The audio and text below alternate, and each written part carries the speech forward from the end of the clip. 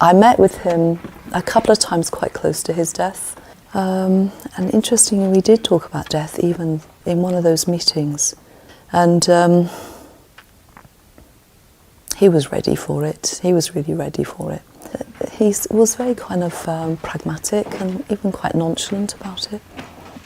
Maybe by the time you reach 93 years old, you know that some of the really terrible things that can happen in old age, to lose certain faculties, wasn't going to happen to him. So he'd cleared a few hurdles in terms of that process.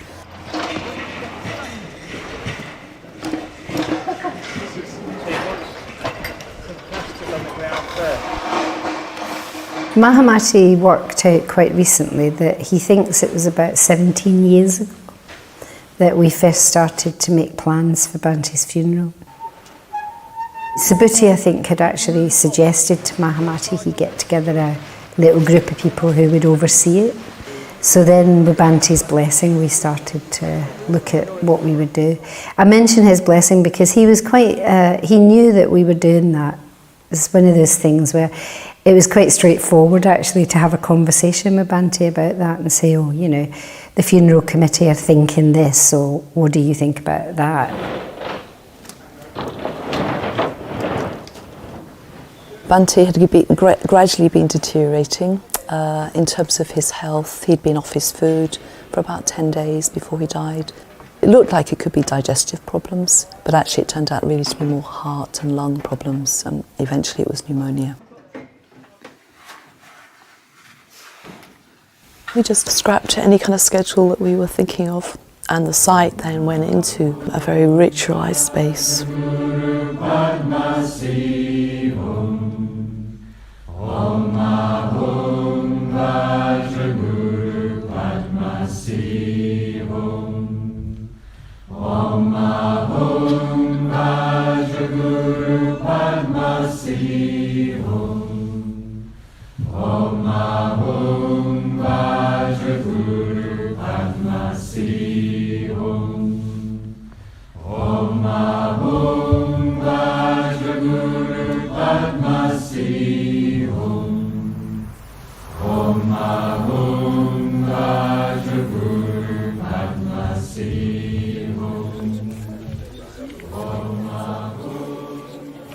And then there was this ritual of Bante arriving back from the funeral directors, and I was asked if I would be in the courtyard to say something, welcome him back.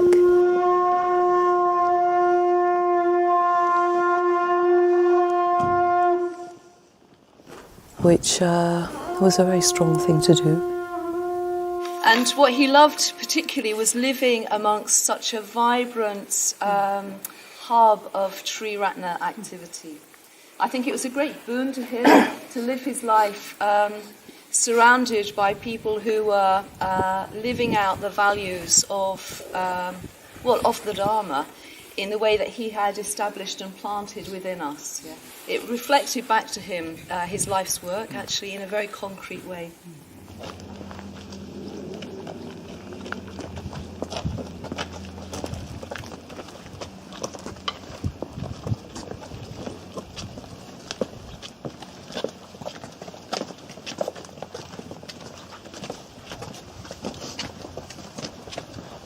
So many ways his timing was perfect. You know, he's had a long and good life, 93, so it's not like we've lost our teacher prematurely.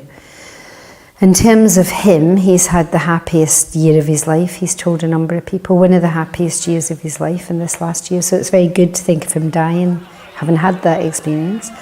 And from the experience of our order and community, I think we're in a very good place for continuing. You know, sometimes I think, I'm not sure he chose to die. I don't know if he chose to die at this time. But sometimes people die when everything's in place.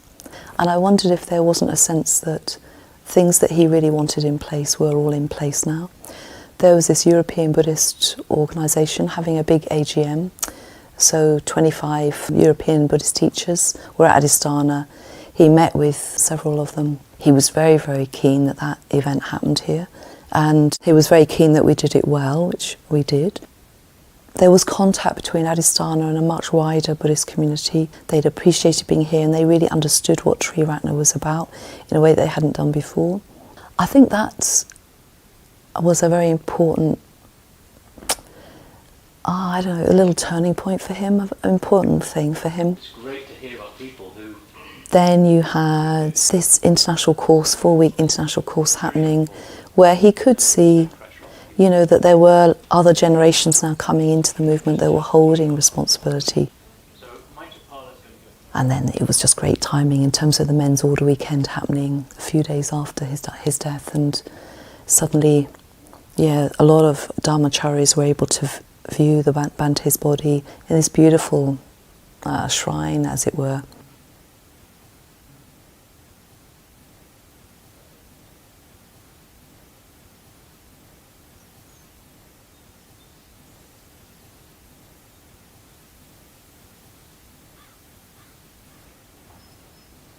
I don't know how many people have been through to see the body, but it's been a lot, probably hundreds, I would guess, in the end.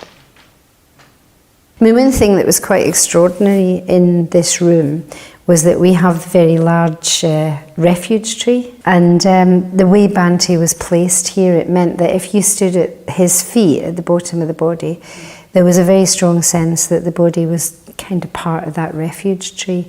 And a number of people spoke to me about that quite spontaneously, saying it had brought home to them this sense of lineage, that from the Buddha down through Bante, who's depicted on the refuge tree, but then his body actually lying there, the man that, you know, began our movement and who opened the door of the Dharma for so many hundreds of thousands of people, was in that relationship. So it was actually quite an extraordinary experience to come and sit here.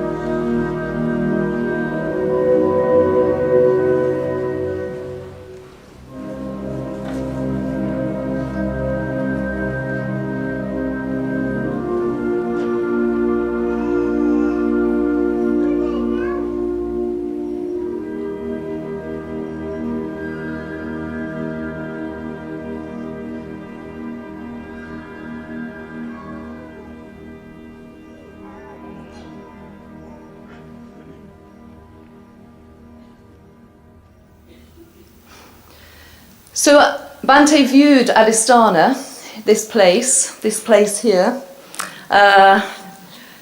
maybe not this barn, but anyway, this place, he viewed it as a place of lineage and blessings. He knew it would be where he would live his final years. He knew it would be where he would be buried. He will be buried as one of the most significant Buddhist teachers in the West, since Buddhism began its migration from its countries of origin. We had 1,000 chairs in there, and there were, I would think there was probably 100 or 200 people standing. Mahamachi told you that I first met Bante 49 years ago. Actually, I saw him for the first time 50 years ago, almost to the day. I saw him just walking along past Hampstead Heath. I had no idea who he was, but the image of his mindful, self-possessed presence is indelibly imprinted on my mind. I can see it right now. And it was only later that I realised the person I was learning meditation from was the one I'd seen so much earlier, or somewhat earlier. I did see him in Hyde Park at a Rolling Stones concert, but he denies it.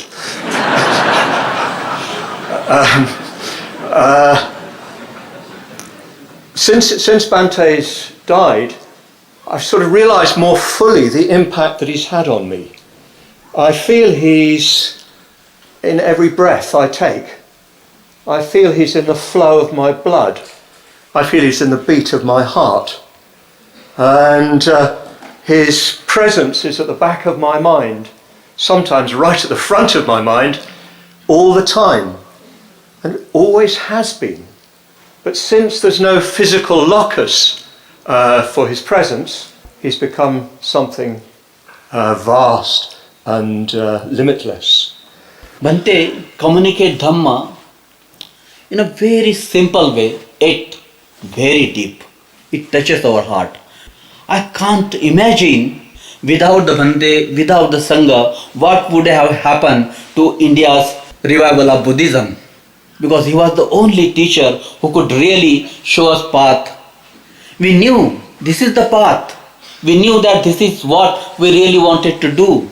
Because Dr. Ambedkar has inspired us, but we do not know how to treat this noble path.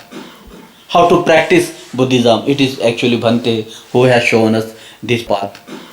So this sevenfold puja, many years ago, was compiled by Bhante from Shantideva's Bodhicharya Avatara. Through this puja, we dedicate ourselves to the Bodhisattva ideal, and we cultivate the conditions for the arising of Bodhicitta. The sevenfold puja. With Mandarava, blue lotus and jasmine. With Mandarava, blue lotus and jasmine. With all flowers pleasing and fragrant. With all flowers pleasing and fragrant. And with garlands skillfully woven. And with garlands skillfully woven. I pay honour to the princes of the sages. I pay honour to the princes of the sages. So worthy of veneration. So worthy of veneration. I feel very fortunate that I knew Bhante Urgyen Sangharákshita for over 48 years as my preceptor, my teacher and my friend. And I met him on my very first retreat. He was wearing quite a shabby, crumpled robe. He was wearing over an orange polo neck with a Tibetan mala. There were probably slippers somewhere. And he had very long hair and these big bushy sideburns. So that's the Sangharákshita that some of you will only know through old photographs, but that was how he looked on that occasion. So I was completely fascinated by this man. I just felt, who is this man? I felt I couldn't pigeonhole him or categorise him in any way.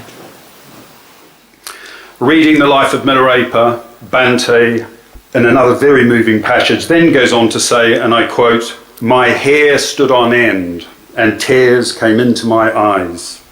If I had any doubts about the nature of my vocation, they were now dispelled.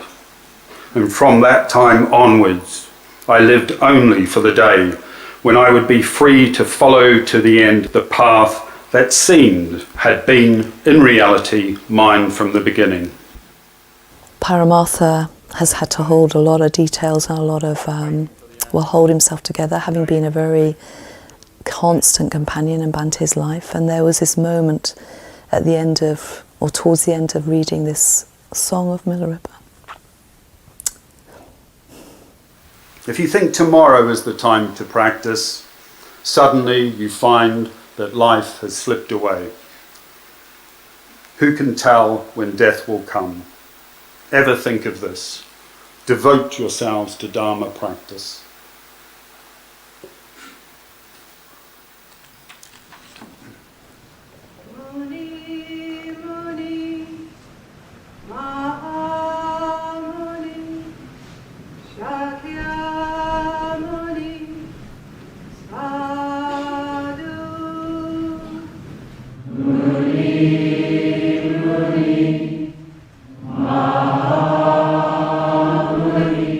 There are various elements of the day that I think held significance. For example, the offerings that we had the 7 traditional offerings. We had someone from each part of the world to make an offering. And that very much reflected the international aspect of our order, which is very close to the heart of Bhante. It's very much a part of Bhante's vision for our order, that it's international. So it was particularly moving to see people from all around the world, those different areas, coming forward with their offering. Plus Bhante's great niece who was there, she was able to do one of the offerings, which I know she was very touched to be able to do.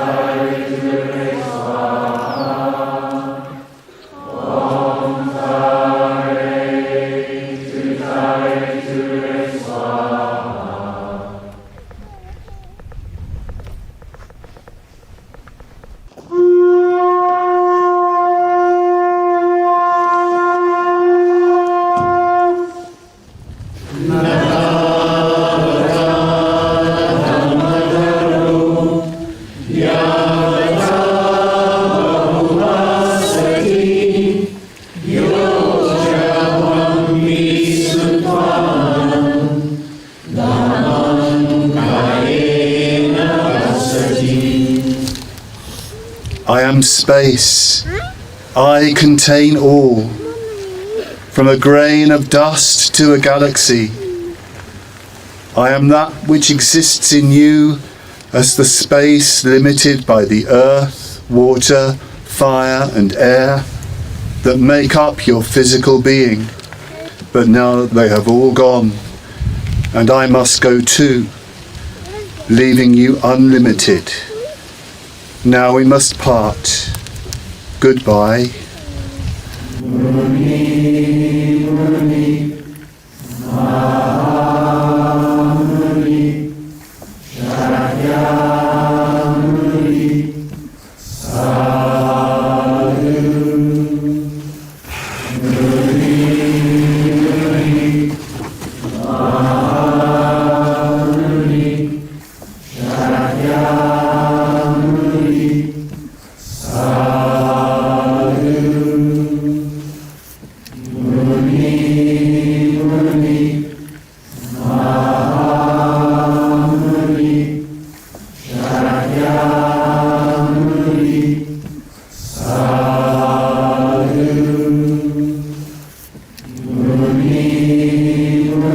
So of course there's been grief and there've been tears and there's been sadness, but I think the overwhelming feeling has been gratitude and joy. And my own experience has been at times almost blissful, where I've just had a sense of spaciousness and confidence, really. Affairs and business will drag on forever, so lay them down and practice now the Dharma. If you think tomorrow is the time to practice, suddenly you find that life has slipped away. Who can tell when death will come? Ever think of this. Devote yourselves to Dharma practice.